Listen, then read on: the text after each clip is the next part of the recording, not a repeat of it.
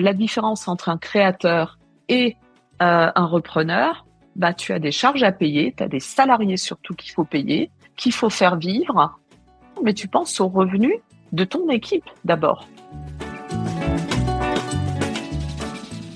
Bienvenue sur le podcast PLAF pour l'épisode 83. PLAF, c'est l'acronyme de Place aux femmes fortes. Je m'appelle Claire Fleury et je suis retraitée. Le sujet de PLAF, c'est la paire infernale, la double peine du sexisme et de l'agisme qui s'exerce dans le monde du travail. Je donne la parole à des femmes de la tranche d'âge 45-65 ans, ainsi qu'à des femmes qui les accompagnent et les défendent. Aujourd'hui, je suis très contente parce que c'est une expérience inédite que je vous propose d'écouter, celle du rachat d'une entreprise. Sylvie Montange est une perle rare, puisqu'elle a fait le choix du repreneuriat, mot barbare pour dire que pour la dernière partie de sa carrière, elle a décidé de reprendre une entreprise déjà existante. Aujourd'hui, elle est à la tête d'une petite entreprise. Ça, déjà, c'est plutôt rare. Alors que les femmes représentent 49% de la population active, que représentent-elles dans le monde des dirigeants de PME? Alors, ça sera le chiffre PLAF de cet épisode. Selon une enquête de la BPI de 2022, seuls 12% des dirigeants de PME de plus de 10 salariés et d'entreprises de taille intermédiaire sont des femmes. 12%. Rare également le fait que Sylvie ait repris une entreprise en dehors du cadre familial. Elles ne sont que 2 dirigeantes sur 10 dans ce cas, alors que les 8 autres créent leur propre activité ou reprennent une entreprise familiale. Encore plus exceptionnel, le fait qu'elle se soit lancée dans cette aventure après 55 ans. Je suis donc très fière de vous la présenter aujourd'hui. Alors bonjour Sylvie, pour commencer, est-ce que tu peux nous dire comment tu en es arrivée à prendre cette décision? Écoute, c'est très simple. J'ai travaillé durant 33 ans et j'ai eu de magnifiques expériences professionnelles. J'ai commencé par le commercial, j'ai fait du marketing, de la communication, des RH. J'ai à un moment donné également travaillé sur la reprise de plusieurs entreprises. C'est là que ça a commencé en fait à me titiller et je me suis dit diriger, c'est ce qui me plairait. J'ai encore une bonne dizaine d'années devant moi et j'ai envie d'essayer. J'ai envie de mettre à profit tout ce que j'ai appris pour une entreprise, mon entreprise, et pour une équipe, mon équipe. Et t'avais quel âge en fait quand tu as pris cette décision? Alors, j'avais 54 ans. Tous les voyants commençaient à être au vert à titre professionnel, à titre privé également, parce que c'est important d'avoir la famille, l'entourage qui te soutient dans ton projet. Dans ta tête, tu t'étais dit, ça y est, je vais chercher. Et comment tu t'y es pris pour trouver une entreprise à acheter? Alors, c'est un chemin difficile. La plupart des entreprises à reprendre ne sont pas publiées. Il y a des sites où tu vas trouver des sociétés à reprendre. C'est pas forcément les meilleurs. Donc, j'ai contacté le CRA, Cédants et Repreneurs d'affaires, qui est une association composée de bénévoles, d'anciens dirigeants de PME, TPE à la retraite, qui t'aident à comprendre comment rechercher, quels sont les outils au moment d'évaluer des entreprises et est-ce que tu es vraiment fait pour ça. Donc, j'ai suivi une formation de 3 semaines. Je mets le lien de l'association Cédants et Repreneurs d'affaires en référence de l'épisode. Et ensuite, tu cherches de manière structurée par des bases de données. Alors c'est comme ça que tu as trouvé l'entreprise que tu voulais racheter. Alors cette entreprise, je l'ai effectivement trouvée par le biais du CRA. mon parrain, puisqu'on a un parrain qui t'accompagne, qui me dit, j'ai quelque chose qui pourrait t'intéresser. Est-ce que tu veux bien jeter un coup d'œil? Et je te mets en relation avec le cédant. Et c'est comme ça que l'histoire a démarré. Est-ce que tu peux nous rappeler qu'est-ce que tu avais pris comme critère pour faire ta recherche? Alors, quand j'ai commencé à chercher, je cherchais absolument à trouver une société où l'humain était au cœur de l'activité. J'ai trouvé ce cabinet conseil en recrutement spécialisé en plus dans le franco-allemand qui me tient à cœur puisque je suis multiculturelle dans le sens où j'ai grandi en Alsace, je suis parfaitement bilingue en allemand mais aussi en anglais, j'ai toujours évolué dans un milieu international et lorsque voilà, j'ai rencontré le cédant, je me suis dit cette activité avec des salariés, avec des clients dans des pays francophones, dans les pays germanophones, c'est pour moi. Alors j'anticipe un peu sur la suite, mais maintenant que tu es dans cette entreprise depuis 18 mois, est-ce que tu peux nous expliquer exactement quelle est l'histoire de ce cabinet de recrutement que tu as repris et puis ce qui fait sa spécificité? Il y a 33 ans, Gilles Bocquien, le fondateur, rentre d'Autriche. Il était DRH chez L'Oréal pendant de nombreuses années et il a vu qu'il y avait un fossé de compréhension et parce que simplement les Allemands, les Autrichiens, les Suisses, les Français, les Belges, on voit même dans les pays francophones, n'ont pas les mêmes habitudes de travail, de management. On n'a pas la même manière de se présenter, la même manière de rédiger un CV, la même manière de demander des références, la même langue, bien sûr. Il y a le droit social est différent.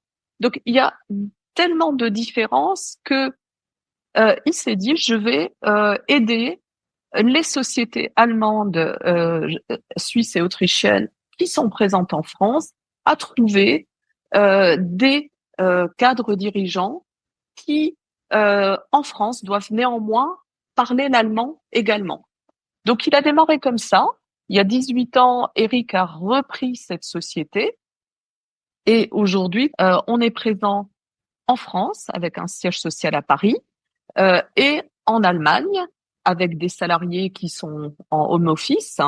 Et notre cœur de métier, c'est d'accompagner les sociétés francophones dans les pays germanophones pour trouver des cadres dirigeants ou d'accompagner les sociétés germanophones dans les pays francophones pour trouver leurs cadres dirigeants. À côté de ça, on fait également avec la petite société sœur des cadres qui ne sont pas forcément encadrants, donc des fonctions de commerciaux, de marketing, de finance, voire des fonctions aussi industrielles, puisqu'on a énormément de clients dans l'industrie. Donc ça, c'est le cœur de métier. Et à côté de ça, on va faire du management de transition franco-allemand, de l'assessment, donc des évaluations pour des salariés au sein d'entreprises en France et en Allemagne, du coaching.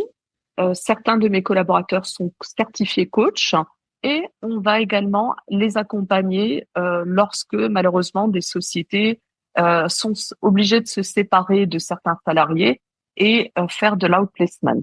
Alors je reviens au moment où toi, Sylvie, tu t'es dit, cette entreprise, c'est pour moi. Commence alors pour toi le parcours de financement auprès des banques, j'imagine. C'est un peu opaque. J'étais accompagnée, quand tu reprends une entreprise, il faut absolument s'accompagner. J'avais un avocat qui me conseillait et de l'autre côté, j'avais un expert comptable. Donc l'expert comptable t'aide à faire un business plan. Ensuite, l'expert comptable te dit, de toute façon, soyez pas surprise, il faut que vous appeliez et que vous contactiez 3, 4 banques. Parce que avec le même dossier, certaines banques vont vous dire non, ça ne nous intéresse pas.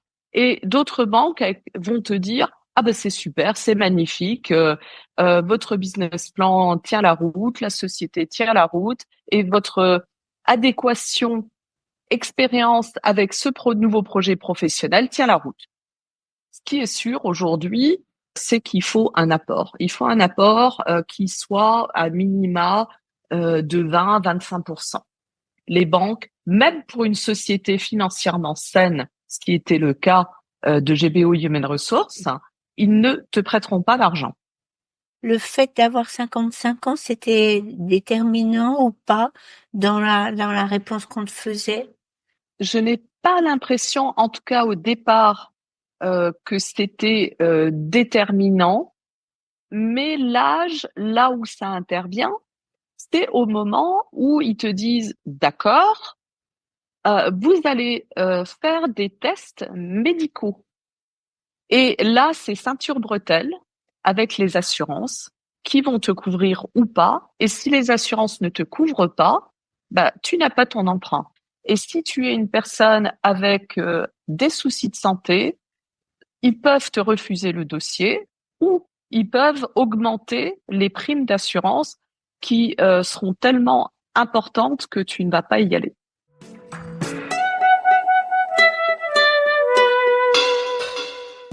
Est-ce que tu avais ressenti le besoin d'avoir d'autres accompagnants après le CRA? En fait, pendant ma recherche avec le CRA, j'avais aussi besoin de connecter, de rester connecté avec la vie active. Et c'est comme ça que je me suis inscrite auprès d'un incubateur, d'ailleurs que tu connais, puisque c'est par ce biais-là qu'on a le plaisir d'échanger aujourd'hui. J'en profite pour remercier Kim qui nous a mis en relation en effet. Kim Salmon, c'est une des nombreuses jeunes femmes épatantes que PLAF m'a fait rencontrer. Kim a créé en 2020 une structure qui s'appelle WhatsApp Camille et qui s'est donné comme mission d'accompagner des personnes de plus de 50 ans qui veulent créer leur activité. Alors, j'ai réalisé un épisode avec Kim en octobre 2022. Vous pouvez l'écouter sur mon site plafpodcast.fr. C'est l'épisode 34 de la saison 2. Depuis, Kim a accompagné plus de 150 personnes et réuni autour d'elle un vaste réseau de mentors et d'experts bénévoles.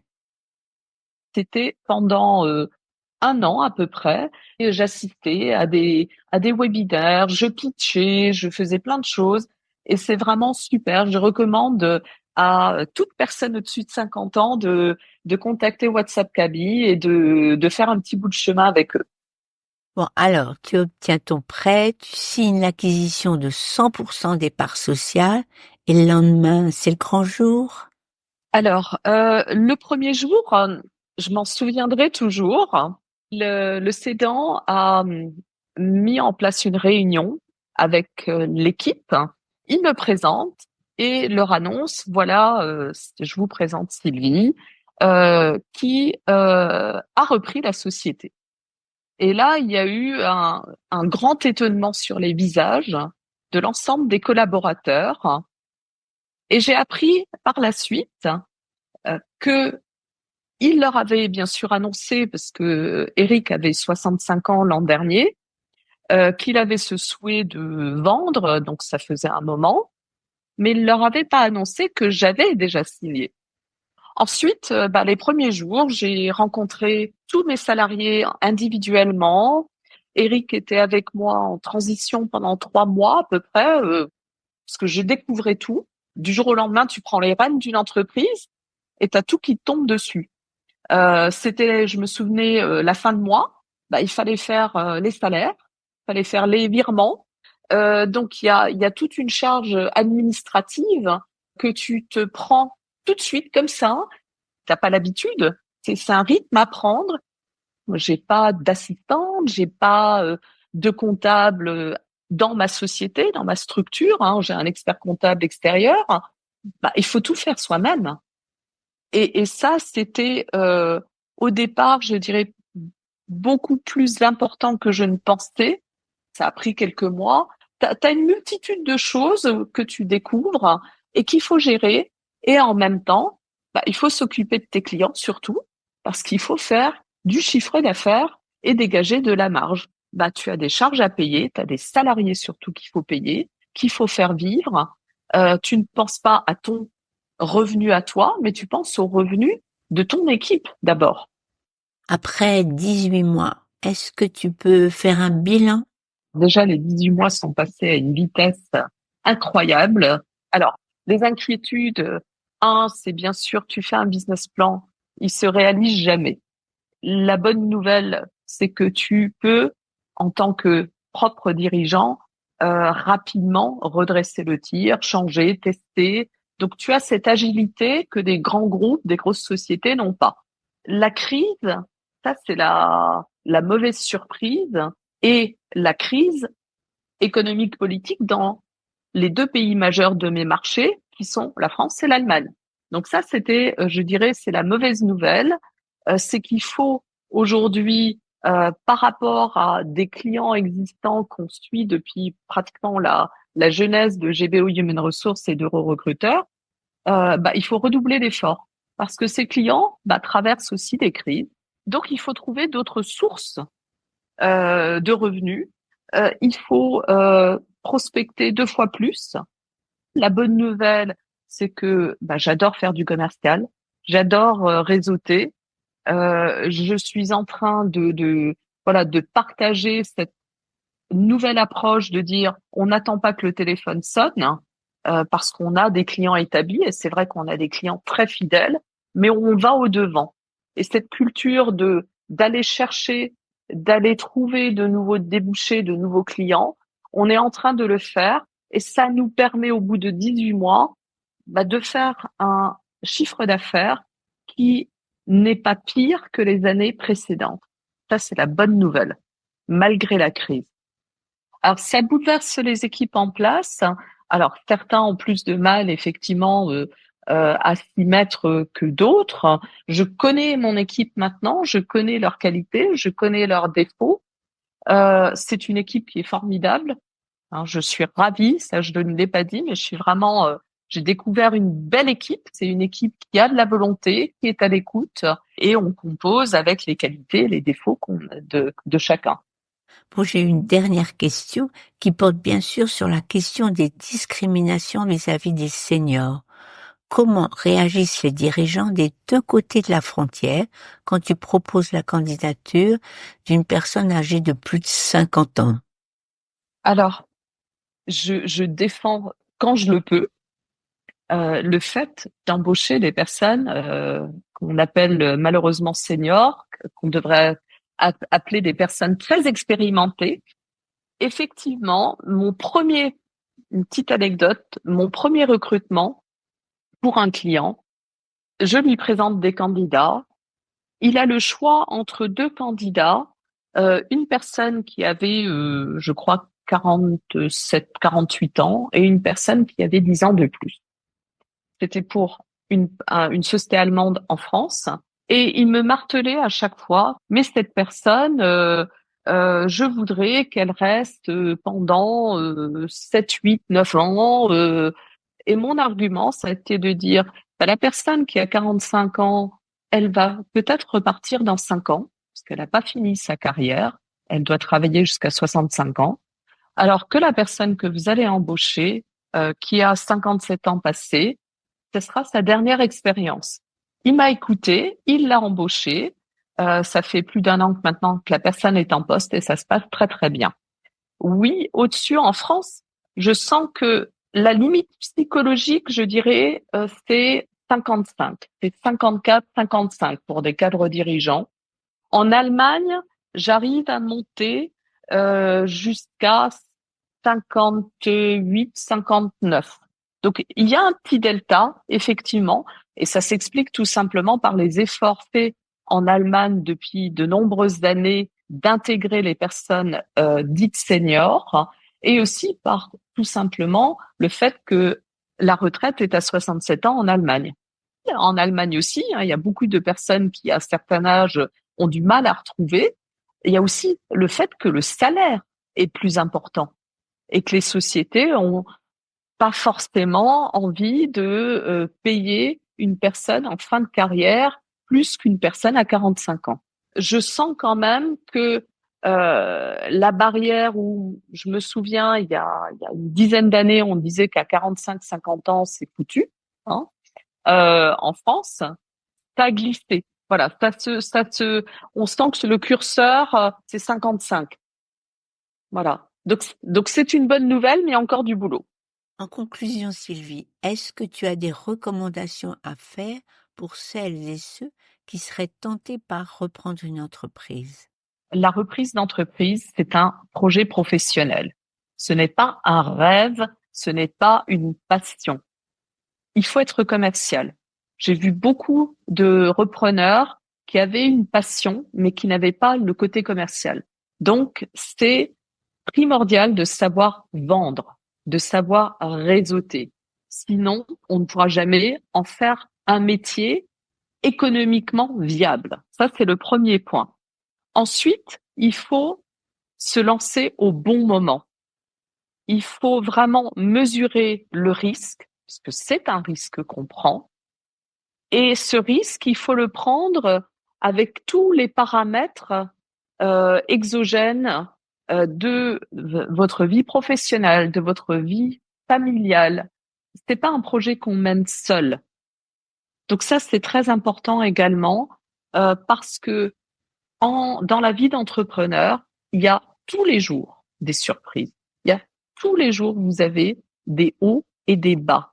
À la fin du mois, vous comptez vos sous, vous vous assurez encore une fois d'être profitable, de pouvoir rémunérer d'abord toute l'équipe et payer toutes les charges, et ensuite vous regardez ce que vous pouvez vous payer.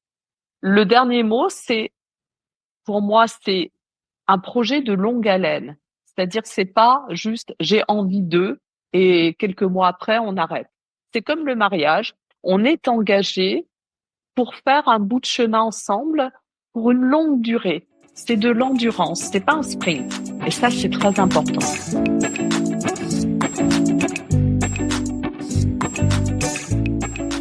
On aura sans doute compris en écoutant Sylvie pourquoi les femmes qui sont candidates au rachat d'une entreprise sont si peu nombreuses. Il y a tellement de conditions à réunir et de nombreux obstacles à franchir.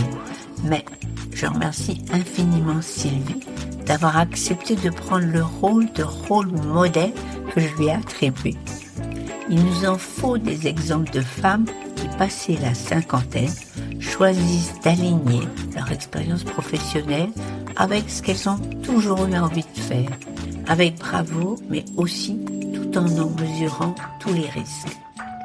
Si vous avez aimé cet épisode, vous pouvez le recommander autour de vous. Et si vous ne voulez pas rater les prochains, abonnez-vous à ma newsletter sur le site Plaf Podcast.